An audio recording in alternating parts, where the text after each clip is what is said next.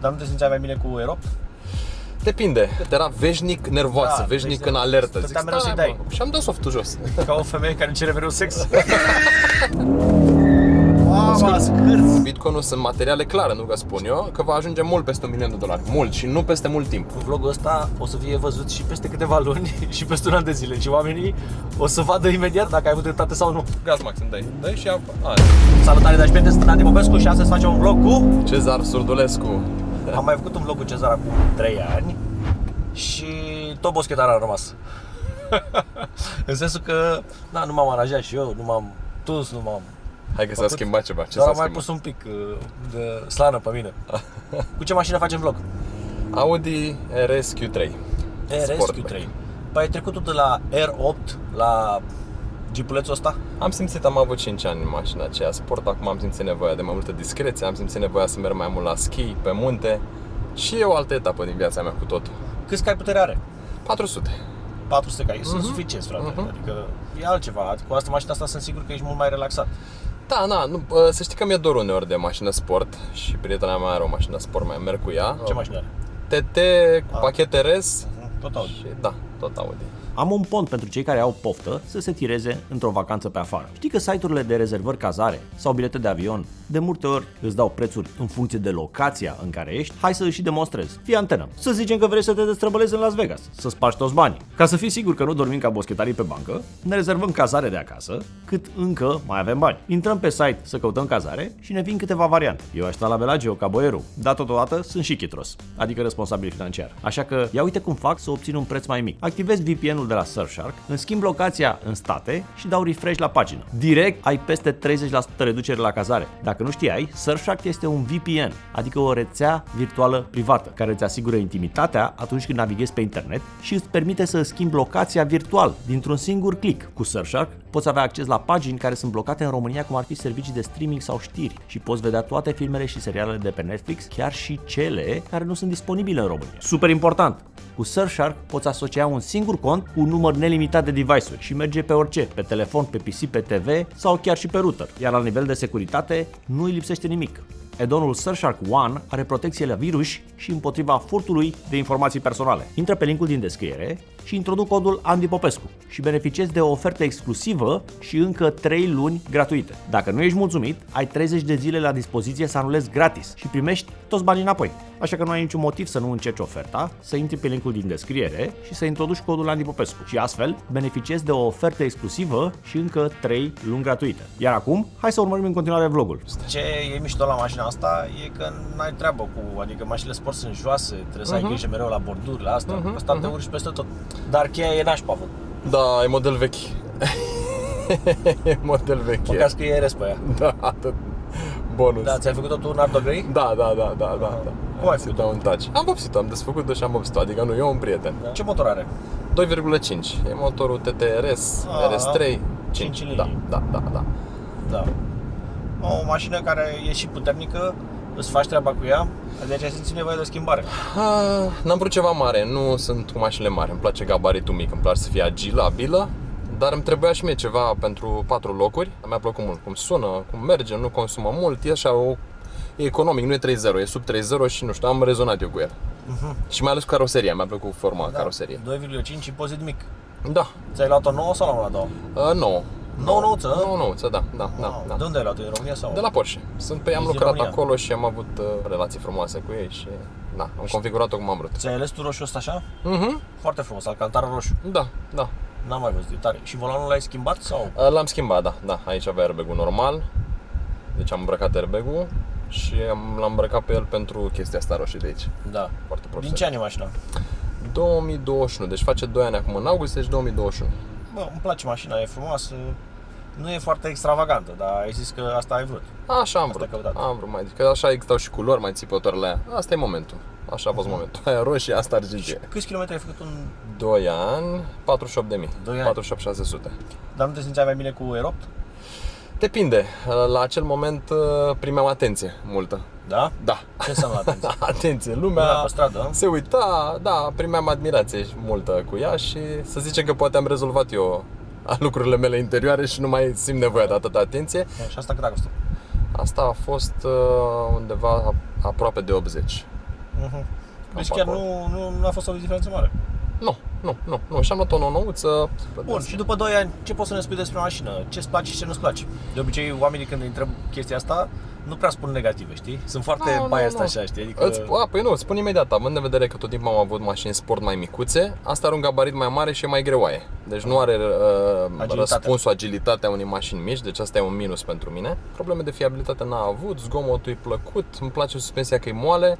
Uite, știi, eu sunt setat să mă uit la lucrurile frumoase, nu caut problemele, dar ce ți-am zis exact, ce simt constant e că e puțin cam grea. De asta când mă urc într-o mașină sport care e mai joasă, văd plusul unei mașini joase, știi? Cutia nu prea răspunde foarte repede. Am văzut și într-un test al mașinii, spunea, nu mai știu care, de la Carwow parcă, tipul de la Carwow spunea și într-adevăr e puțin întârziată cutia, poate fac eu un update de soft ceva, deci întârzie puțin, n-are cuplu jos, ca să zic așa, nu răspunde. Deci stă în 1000 și ceva de ture, vezi? Da.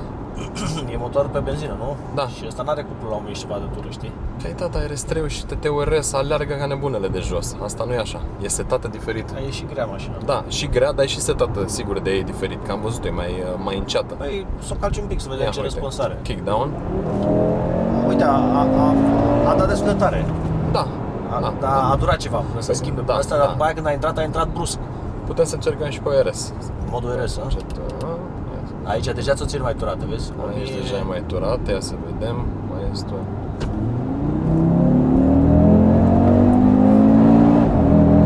Da, mă, hai că face. Ce treacă, mă, e suficient, adică... Da, nu e supercar, dar îți dai seama, faci 90% din toate mașinile de pe stradă. Chiar dacă eu nu mi-aș cumpăra mașina asta, înțeleg avantajele și înțeleg pentru de ce un om și-ar lua mașina asta, știi? Mie mi-a plăcut RS5-ul în 4 uși, dar exact ce spuneam, e joasă. Asta e mult mai confortabil, e mai înaltă, mă urc cu ea pe oriunde, știi? Adică așa am văzut lucrurile, dacă ar fi să iau o singură mașină, știi? Care ar fi cea care m-ar ajuta în momentul ăsta. Dar ție cum de spart mașinile? Ți-au plăcut mereu? Întotdeauna am făcut mașinile. Mergeam de mic cu părinții în vacanță și mă uitam la scutere, la mașini. Mă vedeau ai mei că eram veșnic atent după chestia asta, nu știu, după condimentul ăsta, nu știu cum se zic, un condiment, o chestie. Că de mic ce poate să-ți placă, nu poți să înțelegi, dar te uiți după ele. Mergeam în locuri cu străzi închise, mergeam cu taimu când n-aveam permis și îmi dădea mașina, mergeam un pic, eram fascinat. Da? Cu bunicul meu în dreapta schimbam eu treptele de viteză. Știi, chestii de mic așa care îți rămân. Tu ai avut de astea sau nu? Nu, eu n-am avut de asta, ți-am zis, adică eu întotdeauna am simțit că relația cu părinții mei vreau să petrec mai mult timp cu ei și nu petreceam. Da, adică a fost exact inversul relației tale, pentru că în vlogul trecut mi-ai spus că tu ai fost crescut din abundență și am reținut faza asta, știi? Că la mine a fost exact invers, știi? Am avut aceeași pereche de blugi din clasa a doua până în clasa 6-a. Da, aveam ciorapi, de-aia am acum foarte multe perechi de ciorapi, că n-aveam când eram mic, știi?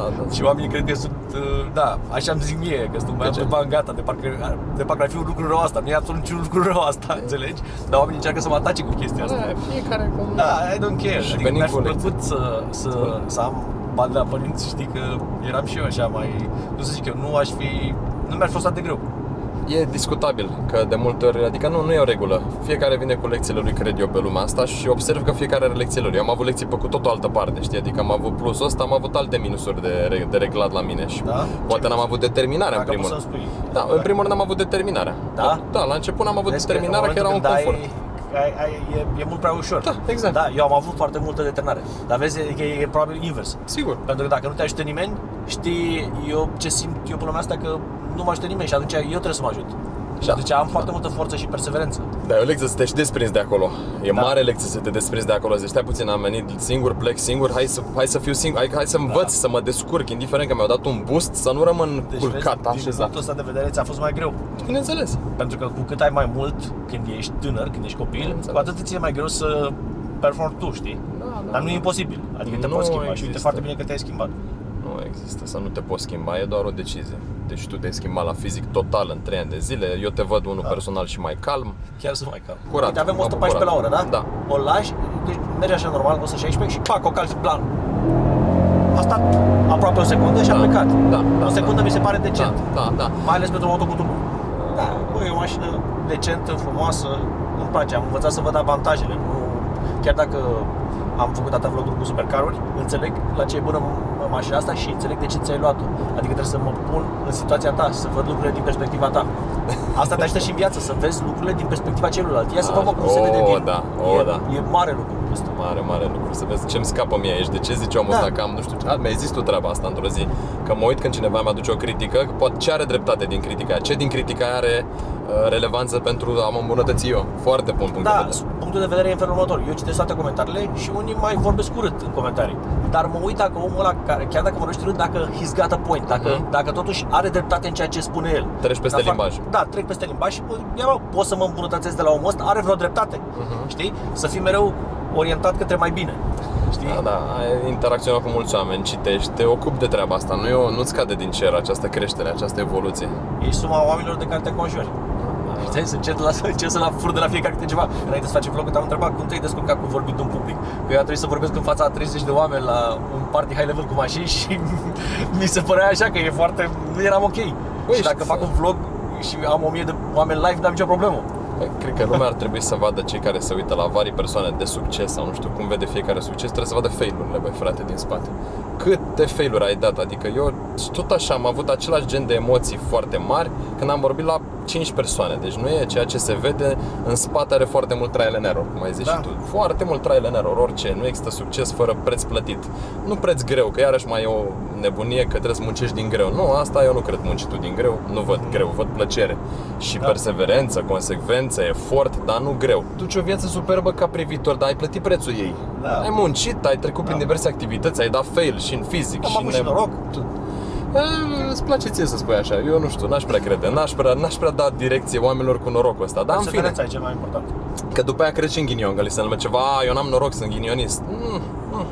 Ai gândit bine, te-ai înconjurat cu oameni ok, ai acționat, ai trecut prin rateuri care sunt foarte bune. Eu am văzut din rateuri enorm de multe lucruri, rateuri în relații, rateuri în business-uri, rateuri în comunicare. Nu prea se aude, nu, mai jos, acum se aude evacuarea. Se aude și el un pic, dar când merge mai încet poți să-l auzi. Are un gârgâit al lui, cum se numește, cum zic cei de pe internet. Specificul ăsta de 2,5. Și auzi ce vreau să zic, când dai pe sport, Uite, se aude, e cutia mai rapidă? Mamă, dar trage tare, frate. Deci, chiar trage, nu mașina. Da, se împinge, Gata. Da, mă, e bombă mașina. Da, e jucărie. Să-ți mai zic un lucru, i-am pus și soft și l-am scos. Da? De ce? Da, mi se părea că fuge prea tare. Pe cuvânt, nu știu, cineva acum zice că ești nebun. Da, era foarte, adică ce înseamnă fuge prea tare? Era foarte nervoasă. Nu mai avea o calmitate, era veșnic alertă, ca să spun așa. Pentru că stătea mult mai turată mașina mereu. Da, era mai... să-ți dea mai multă putere. Și era presiunea în turbină și repet, era veșnic nervoasă, veșnic în alertă. Zic, mereu să-i dai. Da, zic, stai mă, pe bune, adică ce-am făcut? Și am dat softul jos. Ca o femeie care cere mereu sex. Mai zi-mi ce-ți place. Ce-mi place, ce mai îmi place? Bordul, nu știu, mi se pare bordul la Audi cel mai mult îmi place interiorul. Da, cel mai mult îmi place interiorul, roșu cu astea. Da. Bordul, spațiu, scaunele sunt și sport, dar sunt și moi, adică după mult timp nu le simți grele. Deci ai luat ceva opțiuni. Da. Și are ceva zgomot, vezi? E o combinație de motor cu tobe și cu puțină sinteză în boxe. Stânga, cu frânele costă. Are ceva frâne? Da, are. Păi să știi că există o opțiune de ceramică pe ea, doar pe față. Și n-am simțit nevoia. Deci nu am simțit nevoia, nu. Dacă nu mergi, cine știe cum se zice pe circuit. Bine, povestea asta cu circuit. Câți oameni ajung pe circuit? Nu știu, câți oameni ajung pe circuit, nu știu. Auzi, deci chiar nici eu nu înțeleg pe asta. Doamne, când te duci pe circuit. Care-i treaba cu circuitul? Bă, să știi că se simte foarte puternică din dreapta, spun. Da, uite, sunt curios cum o să o percepi și de la volan. Da, adică mi se pare, nu mă așteptam să fie atât de puternică, știi? Adică mă așteptam așa să Rescue 3, Jeepan, cât poate să meargă? Uite, se duce și se tot duce. Gata, mă, că avem 160. Vezi, noi suntem diferiți, tu ți-ai cea mai comună, să zic așa. Da, comună. Și eu mi le fac cele mai cameleon. Da, nu, depinde, sunt etape și etape, nu poți să ce mai apucă mai încolo. Deci tu cu ce te ocupi? Eu mă ocup momentan în pandemie, că toată lumea a avut timp în pandemie. În prima m-am ocupat de mine, să nu uit de mine, că mă ocupam prea mult de alții și am zis că dacă nu mă ocup de mine, n-am ce să dau. Dintr-un rezervor goluț, n-ai ce să dai mai departe, nici iubire, nici cunoștințe, deci m-am ocupat cât mai mult de mine și m-am uitat la investiții. Și în zona de investiții, aur, argint, imobiliare, bursă, pentru mine mi s-a părut cel mai performant cripto, adică criptomonedele, tehnologia blockchain. În 13 ani Bitcoin a performant, a fost cel mai activ și este nominalizat cel mai activ, cel mai performant activ din lume și am început să învăț despre criptomonede.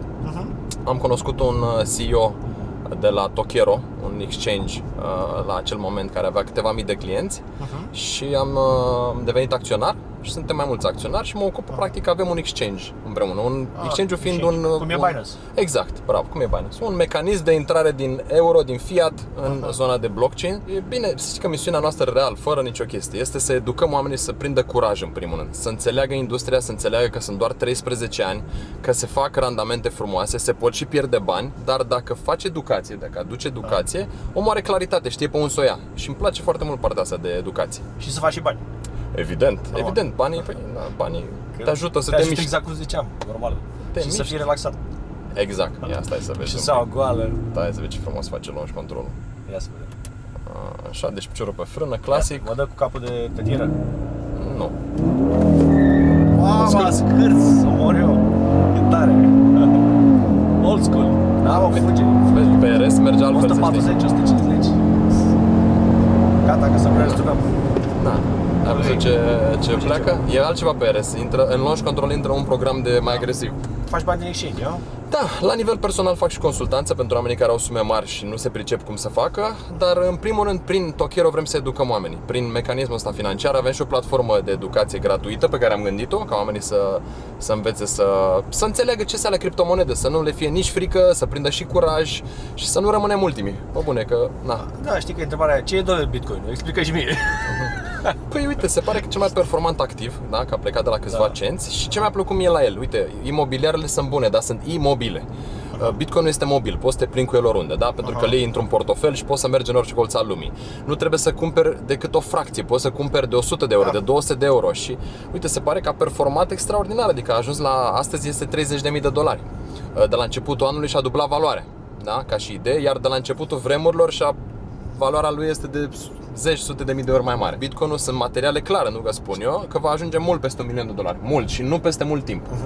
Dar ca să ajungă peste $1.000.000, îți spun doar perspectiva Te mea, rog, poate te rog, greșesc, te rog. că tu știi Nu, mult mai te bine rog, ca mine. te rog. Ca să ajungă peste $1.000.000 trebuie să bage foarte mulți oameni banii acolo. Da, da, Știi? da, Adică da. foarte mulți. Da, este o infuzie de capital pregătită momentan și sunt date publice de la cele mai mari instituții din lume care își lansează și un ETF, da, este un mod de tranzacționare la bursă al Bitcoinului și sunt pregătite real trilioane de dolari să intre în această industrie. Când o să Gândește-te intre, atunci o să crească prețul, exact, asta e da, clar. da, nu, dar să știi că acum, de exemplu, toată piața valorează $1 trilion și ceva, iar Bitcoinul peste 500 de miliarde. Ca să intre 500 de miliarde într-o piață ca asta, într-un activ care este limitat, știi că Bitcoinul e limitat, nu este nelimitat, nu poți să printezi. Da, îi crește prețul și se va întâmpla, adică nu este și sunt știri clare pe Instagram pentru cine începe să se uite și sunt mulți români care se ocupă și explică de ce Bitcoinul ajunge la 1 milion. Discuția despre următorul bull market, următorul ciclu de creștere al pieței este vorba de câteva luni de zile. Știi care e partea frumoasă? Că vlogul ăsta o să fie văzut și peste câteva luni și peste un an de zile și oamenii o să vadă imediat când se uite peste un an dacă ai avut dreptate sau nu. Da, deci asta bravo, e partea frumoasă. îmi place. Păi sunt mulți care au pus previziuni legate de, deci tu ai pus de ce se întâmplă. că în câteva luni, deci hai să zicem jumătate de an, Da. Bitcoinul va crește semnificativ. Asta da. înseamnă Minim de 2 ori cât e acum. Da? Minim. Discuțiile pe internet sunt $200.000-300.000. Da? Da. Ok. Da, știu, spun un aspect important. Statele la nivel mondial își lansează propriile criptomonede. De ce? Pentru că blockchain-ul ca și tehnologie este o tehnologie transparentă, da?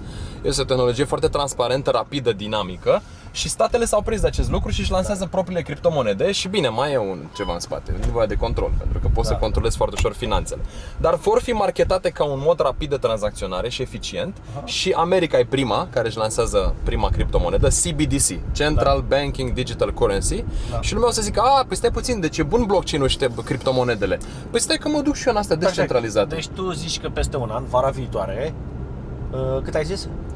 Hai să fiu rezervat 100.000, rezervat. Bine, hai să fiu și rezervat. 50.000. 50.000. Să Bine. vedem care a fost mai aproape. Da. Te ținem pariu pe un an? Da, plus că, serios? dar știi ce e mișto, că eu nu vreau să am dreptate. Eu mi ofer ceva ce simt, cred și văd în jur, analizez și nu o spun doar eu, o spun mulți. Dar facem un pariu, ieșim la o masă, la o glumă, Păi la o masă, Da, unde, da. Deci dai o masă, da? Deci tu zici 50. Deci, eu zic 50.000, tu zici 100.000, care e mai aproape. Da, Deci, perfect. de fapt, pariul Relaxat. este 75.000, unul ai câștigat tu, €4.999. Eu sunt ok. Da? Da. Gata. S-a tăiat stabilit. pe 30 iunie. Perfect. Deci vezi Și că ai luăm mai un mic puțin de un dejun. an. Luăm un mic dejun sănătos, să-ți păstrezi masa Nu, musculară. deci masă, comand ce vreau eu. Deci Da. vreau steak mare. Gata, fără limită, cu abundență, cu Abia liber. aștept. Da, Adică da. zici, bă, o să crească. Cred că o să crească. Da. Bă, poate o să crească, dar poate nu o să crească. Și asta e problema mea și nu... Da, volatilitatea nu e Da, pentru oricine, așa este, da. Când începi să te duci pe partea de cicluri, să înțelegi ciclurile pieții, mai există un bear market și un bull market, adică o coborâre și o urcare, cam când se întâmplă și în funcție de ce. Așa am prins și eu curaj să investez mai mult, când am început să mă educ. Deci e tot vorba de a pune energie și Eu educație. nu vreau să stau un an de zile, știi? Adică prefer, bă, banul pe loc. Îți spune cel mai important lucru în toată chestia asta cu bursa, cu cripto. Să nu riști ce nu-ți permiți să Mamă, pierzi. e minunat ce Bă, ai zis. dacă E nu minunat riști ce ce nu-ți ai permiți să pierzi, stai relaxat. Da, am pierdut niște bani. Fuck it. Mi-am asumat. Mi-am asumat, am pierdut 50 de mii, gata, ce ok. nevoie avem de asumare. Da. Problema e când tu bagi banii pe care nu ți permiți să pierzi, atunci ești terminat, te ia inima. Da, așa e. Asta e. Uite, sta așa și acum dăm mai. 1, 2, 3, 4, 5. 5 secunde are, mă. Da? Eu așa zic. Ok. Vedem pe filmare, că băgăm cronometru, știi, și atunci vedem exact. Eu spun ce zice la Da. carte, am scos și 4.6, am scos și 4 cu softul. Dar e mișto treaba asta, știi că vlogul ăsta va fi urmărit și în viitor și după aia, pac, oamenii după aia poate să judece. Da. Bă, a avut ăsta dreptate sau n-a avut? E mișto că dacă scrii pe Google acum Bitcoin to 1 million, se explică imediat când, cum, de ce, perspective clare ale pieții de astăzi, pe unde o luăm? Pe acolo. Drept. Da, asta nu înseamnă că va fi așa. Înseamnă că poate să fie așa, Da, poate sunt să fie. șanse să fie așa, Da. poate șanse mari, dar poate să nu fie așa. Da. Educație. Să ne educăm și restul să riscăm. În viață, dacă nu încerci, n-ai de unde să știi dacă ți ieși sau nu și regretele dor după aia. Da. Păi, și e cel mai mare exchange românesc? Nu. Ba da. Da? Am luat premii pentru uite asta. ce tare. Știm că aducem educație, valoare, suport, dar cifrele astea spun. Asta spun. Super tare. Am rulat doar în 2021 75 de milioane în interiorul exchange-ului. Da, eu am decis să investesc în imobiliare și acolo am băgat niște bănuți.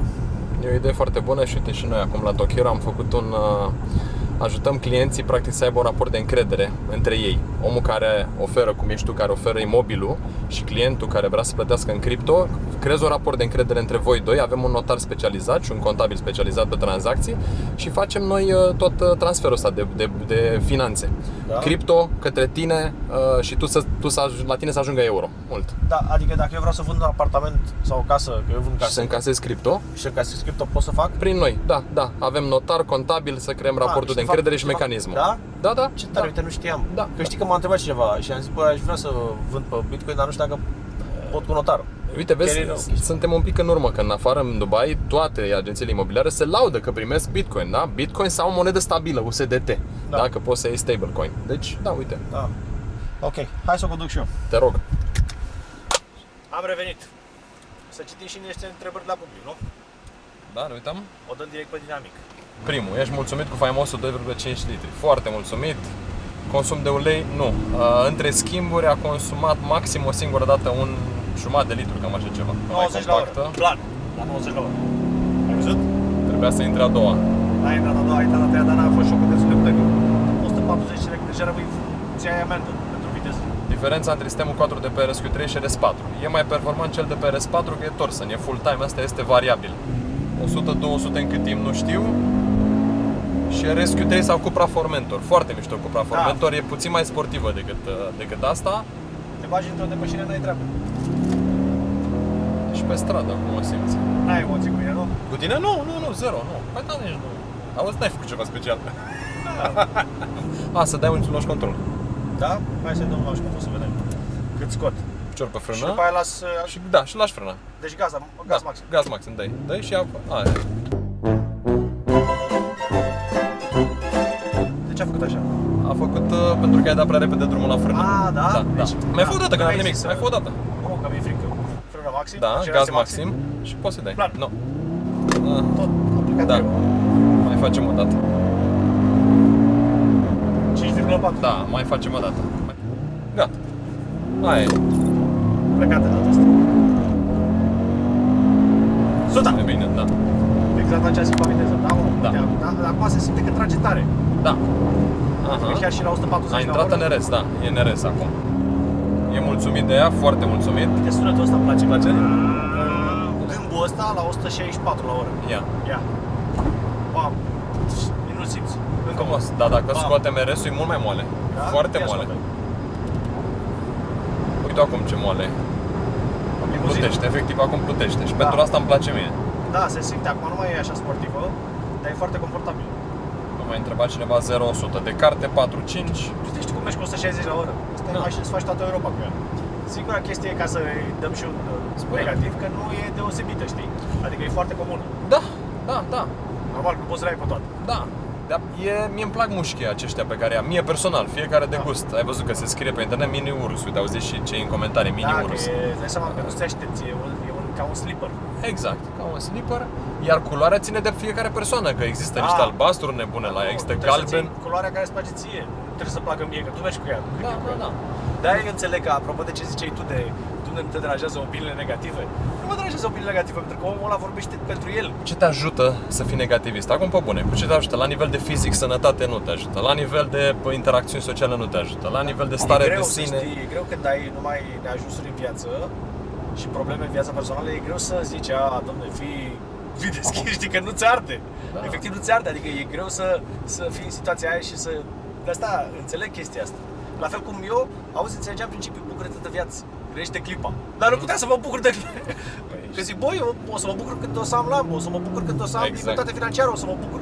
Eu întârziai bucuria. înțelegi? Wow. Da, pleci de la el, dar nu puteam, dar înțelegeam principiul. Pot să înțeleg oamenii cărora noi le spunem, bă, nu mai fi negativist, fii pozitiv. Și dacă dai probleme în viață și parcă vin probleme după probleme, e ușor să vorbești, e greu să faci. Da, dar zi-mi tu, adu-ți aminte, când ți-au venit alea bune, ți-au venit pentru că erai bine și venea una bună. Alea rele, da, e de lucru. Bă, e de lucru. ajută, cu siguranță ajută. Dacă ne lasă oamenii și un comentariu, noi chiar o să citim toate comentariile. Deci chiar vrem să citim comentariile voastre. Și dați un like și un dislike și lăsăm, iar scârție. Lăsăm și Instagramul tău aici. Da, răspund pe partea de investiții, de ce pot eu să dau din toată experiența mea de viață. Poate cu și drag. consultanță de care? Consultanță? De cripto. Consultanță de cripto, da. În ce să bag banii? E discutabil aici, dar Discutabil. legat de cum dă să-i sfaturi țin financiare. siguranță. Nu dă sfaturi financiare. Ok, like. Revin către voi cu două aspecte cu acceptul lui Andy. Primul aspect, umblă această idee că a fi egal a avea. Din experiență proprie, au fost momente în viața mea când am fost foarte echilibrat financiar, aveam foarte multă recunoaștere profesională și nu eram foarte bine cu mine sau fericit, cum s-ar spune. Și au fost alte momente în viață când nu aveam toate aceste aspecte și eram într-o stare excepțional de bună. Așa că am decuplat această idee de succes și de a avea și de nevoie de validare și de atenție. Am început să văd banii ca pe unealtă de a experimenta viața și am pus foarte mult focus pe calitatea relațiilor interumane. Poate vă oferă o altă perspectivă această idee. Numărul 2. Pentru cine a rezonat cu tot ceea ce ați auzit în acest blog legat de activele criptomonede, aceste active digitale, pentru cei care vreți să vă poziționați în fața acestei revoluții digitale care urmează, împreună cu Andy am pus mai jos un link de înregistrare către platforma noastră. Pentru cei care până pe 30 iulie, cum spuneam, completați acest link și vă faceți înregistrarea, pun 3 ani de experiență în această piață de active digitale, alături de CEO-ul de la Tokioro și încă un invitat surpriză într-un Zoom, în care voi să aveți foarte multă claritate, dar mai ales direcție pentru aceste vremuri foarte interesante care urmează. Am să îi mulțumesc din nou lui Andy Popescu, echipei de editare și vouă tuturor. Mulțumesc! Intră pe linkul din descriere și introduc codul Andy Popescu și beneficiezi de o ofertă exclusivă și încă 3 luni gratuite. Dacă nu ești mulțumit, ai 30 de zile la dispoziție să anulezi gratis și primești toți banii înapoi. Așa că nu ai niciun motiv să nu încerci oferta, să intri pe linkul din descriere și să introduci codul Andy Popescu și astfel beneficiezi de o ofertă exclusivă și încă 3 luni gratuite. I got floaters in my eyeball, coasters by the shot glass, smoking let my mind fall, plenty roaches, no ass, stepping on the critters, jitters going through my spine, should be used to